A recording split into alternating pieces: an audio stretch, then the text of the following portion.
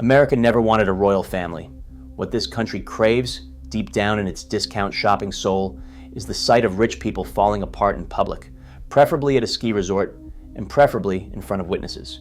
We built shrines to that appetite and installed them in every supermarket checkout line in the nation, right between the gum and the batteries, where the tabloids wait to tell you whose marriage caught fire this week. It is trash. Gorgeous, star-spangled, 99-cent trash. And we devour it the way other countries devour opera. No story ever fed that appetite harder than the 10-year circus of Donald Trump and Marla Maples. Their relationship functioned less like a marriage and more like a broadcast, a decade-long live transmission of infidelity, tabloid warfare, courtroom-grade lawyering, and one deeply unfortunate lifeguard stand in Palm Beach, Florida. Somewhere inside all that noise, two actual human beings apparently tried to love each other, and they failed in front of the entire country while the entire country cheered. Nobody looked away, and honestly, nobody even pretended to try. The timeline alone reads like a screenwriter turned greedy. An affair born in secret in the late 1980s, a mountainside detonation on New Year's Eve, 1989, a tabloid feeding frenzy in 1990, a surprise baby in a Plaza Hotel wedding in 1993, a beach scandal in 1996, a separation in 1997, and a divorce in 1999, whose fine print stayed buried for another 20 years. Every beat arrived on schedule. Hollywood would have rejected this script for excess, and yet everything that follows comes straight from the public record. Do not shelve this as celebrity gossip either. This is the origin story of the world you currently live in, the one where private humiliation converts directly into fame, and fame converts directly into power, with no cooling off period anywhere in the system. Before reality television existed as an industry, one man in New York worked out the exchange rate, and he ran the experiment on his own family. Buckle up, because this one turns genuinely weird. Every epic needs a cast, so meet ours. Marla Maples came out of Georgia carrying two of the most flammable credentials in American life, a beauty pageant background and an acting career, a combination that mixes about as safely as gasoline and birthday candles. By the late 1980s, she drifted into the orbit of the loudest man on the East Coast. Nobody drifts back out of that orbit clean. The man himself needs no introduction today, but the 1989 version of him might. Back then, Donald Trump held no office and hosted no television show.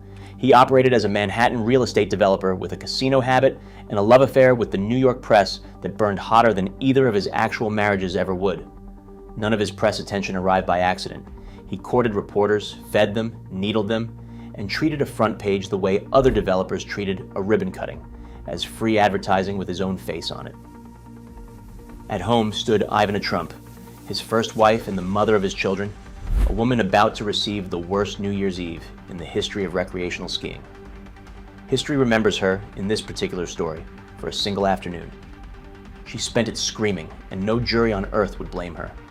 Add one final ingredient to the powder keg. New York in that era ran two great tabloids, the Post and the Daily News, locked in permanent circulation combat and starving daily for exactly this kind of story. Feed one of them a scandal and the other scrambled to top it by sunrise. A man who understood that rivalry could play the two papers against each other like instruments, and one particular man understood it better than anyone alive. The affair between Donald and Marla began quietly, sometime in the late 1980s, and for a while it actually stayed hidden, which might be the single most impressive logistical achievement in this entire saga. Keeping a secret in Manhattan is hard.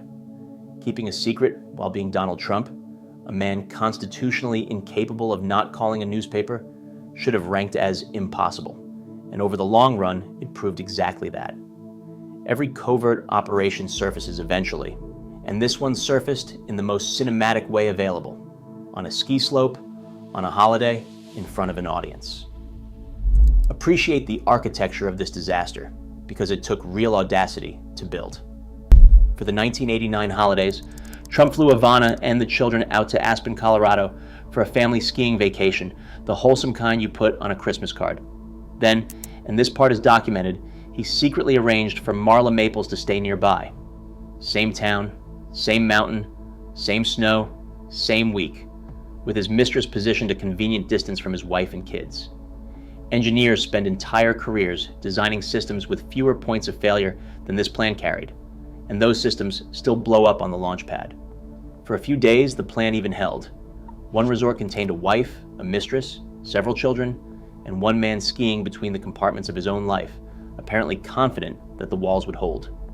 Secrecy under those conditions carries a shelf life measured in hours, and everybody involved stood directly on top of the expiration date. On December 31st, 1989, the whole arrangement detonated at a mountainside restaurant called Bonnie's, or outside it, or inside it, depending on which publication you trust, and I genuinely love that even the geography of this catastrophe remains disputed. People magazine reported that the argument unfolded strictly outside the restaurant, out in the snow, in view of anyone on the slope. Maureen Orth, the Vanity Fair journalist who investigated the whole affair in 1990, reported instead that it started inside, where Ivana first yelled at the wrong woman entirely, mistaking a friend of Marla's for Marla herself, before locking onto the correct target. Even mid-explosion, this family could not agree on one version of events, and honestly, they never would again. Whatever the floor plan, witnesses agree on the audio. Ivana, in front of onlookers, demanded that Marla Maples leave her husband alone, which is the polite court transcript version of whatever a wronged wife actually screams across a ski resort on New Year's Eve. The Trump marriage ended right there in the thin mountain air. A pageant girl from Georgia, unknown to most of the country the day before, catapulted into the national spotlight so hard she probably felt the altitude twice. The fallout moved fast and in every direction at once. Aspen finished the first Trump marriage, handed the tabloids the story of the decade, and turned a private affair into public property before the ski lifts even reopened. Divorce lawyers mobilized. 2 entire newsrooms mobilized harder, because the dissolution of this particular marriage would dominate the front pages of New York City for weeks without a break. A normal man exposed as an adulterer in front of strangers on a holiday weekend retreats from public view. He hides, calls lawyers, and waits for the news cycle to find some other rich idiot to chew on. Trump surveyed the burning wreckage of his private life and spotted something nobody else on earth would have spotted in that snow, a marketing opportunity gleaming under the ash. The next 6 weeks confirmed it. For weeks after Aspen, the collapse of the Trump marriage owned the New York City tabloids, front page after front page, while the Post and the Daily News fought over who could wring more ink out of one developer's infidelity. The scale of it still breaks my brain. According to Michael Kranish and Mark Fisher, the authors of the biography Trump revealed, New York's major papers dedicated 30 to 40 column inches a day to this affair, right as Nelson Mandela regained his freedom. A man walked out of a prison cell and into world history that season, and he pulled smaller headlines than a real estate divorce. Do not mistake any of this for passive coverage either. The 2 papers attacked each other like rival arms dealers, each escalation demanding a bigger counter-escalation, and the Trump divorce supplied both sides with unlimited ammunition. Circulation soared, while dignity died quietly in a corner. Nobody involved saw any reason to stop, least of all the man at the center of the story, who would soon place the single most Trump phone call ever recorded. The madness peaked on February 16, 1990. That morning, the New York Post hit the stands wearing a grinning photo of Donald Trump and a front-page headline that seared itself into tabloid history forever. "Best sex I've ever had," presented as a direct quote from Marla Maples describing the married man in her life. Subtle stuff. Every commuter in the city started the day with a developer's bedroom review, printed in type big enough to read from clear across the street. The story behind the headline beats the headline itself, and that takes doing. Verified fact. The Post ran that cover because Trump personally called the paper's editor, Jerry Nachman, and demanded a front-page story to compete with the coverage his own divorce pulled over at the rival Daily News. Sit with that for a second. His marriage dissolved in public view, and he responded by phoning an editor to complain that the dissolution deserved better placement. Think about the psychology required to place that call. Most people in his position would beg editors for mercy, dangle exclusives in exchange for softer angles. Anything to slow the bleeding. This man rang a newsroom to demand a bigger wound, and he did so because he already grasped the principle the rest of the culture would need 30 more years to understand. Attention is not a side effect of power. Attention is the power itself, and shame is just the shipping cost. And then it turns gloriously stupid. Jill Brooke, a Post columnist at the time, later recounted overhearing that phone call on speakerphone, and her account belongs in a museum of American media. Nachman, to his credit, demanded corroboration before printing that Maples truly rated Trump the best sex of her life, because even tabloid editors keep standards, technically. A faint voice on the line replied, "Yes, Donald," and that settled it. Journalism, everybody, one distant murmur on a speakerphone, agreeing with the man who dialed the number. Brooke added one detail that curdles the comedy. She suspected the faint voice belonged not to Marla Maples at all, but possibly to Trump himself, using one of the media pseudonyms he famously deployed whenever he wanted to plant a story about himself. Maples, for her part, publicly denied ever uttering the line. So the most famous quote of this woman's entire life, the one welded to her name in the biggest media market on the planet, may trace back to her boyfriend, doing a voice into his own speakerphone. Spare a thought here for the woman on the cover, or rather for the woman under the headline. Marla Maples entered 1990 as an aspiring actress and exited it as a national punchline, branded by 5 words she insists she never spoke, with no realistic way to outshot a front page. Fame arrived without her permission. The bill for it, though written years later in prenup ink, started accruing that February morning at every newsstand in New York. None of the denials mattered, because the machine swallowed first and asked questions never. The paper sold, the profile swelled, and somewhere in Manhattan, a developer confirmed his grand unified theory of the universe. There is no such thing as bad press, only insufficient font size. Marla Maples never escaped that headline. Her denial ran smaller than the quote, "the way denials always do." The affair ground on for years after that, under scrutiny that never once relented. You already know the rhythm of this stretch. Headlines and denials and photographs and more headlines, the same drumbeat looping until the whole city could hum it. What actually changed the story arrived on October the 13th, 1993, when Marla gave birth to a daughter, Tiffany Trump, the couple's first and only child together, and suddenly the tabloid characters pushed a stroller. 2 months later, on December 20th, 1993, Donald and Marla finally married. The ceremony unfolded at the Plaza Hotel in New York, landed about as understated as you would expect, and drew press attention worthy of a coronation. A 7-tier wedding cake towered over the reception, because apparently 6 tiers is where the peasants stop. With one party and one cake, the couple cemented themselves as fixtures of 1990s high society, the exact establishment that spent the previous 3 years gasping at them. Even the paper of record surrendered to the spectacle. The New York Times ran its wedding coverage the very next day under a headline calling the event a blitz, which, for the Times, amounts to grabbing you by the collar and shrieking. When the Gray Lady starts covering your nuptials like a weather event, the tabloid era has officially annexed the mainstream. Nobody ever reversed that annexation. America watched this relationship begin with a screaming match on a mountain. Now the country received the sequel under the chandeliers, official and catered, and the whiplash of that arc, mistress to bride, scandal to society page, measures exactly how completely the couple conquered the press instead of perishing by it. Shame once functioned as a penalty, and this couple renovated it into a venue. Underneath the cake and the chandeliers, though, sat a document with all the romance of a foreclosure notice.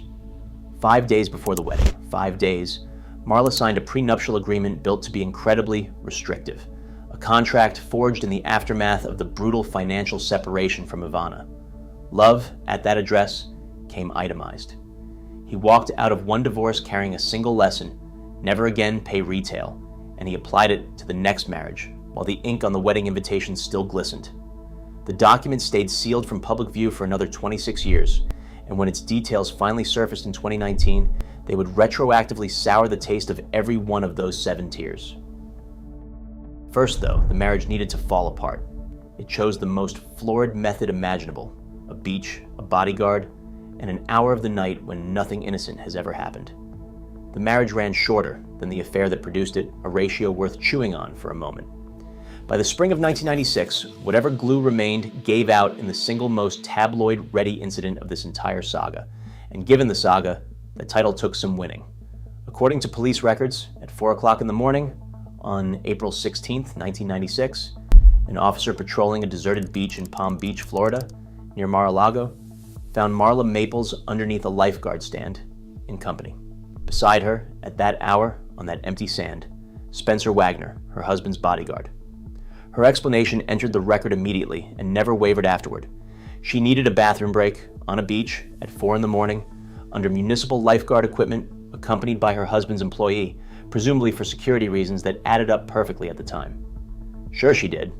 Both Marla and Donald fiercely denied the affair allegations, which the National Enquirer kept shoving forward with all the restraint and delicacy that particular publication is famous for, which is to say, none at all.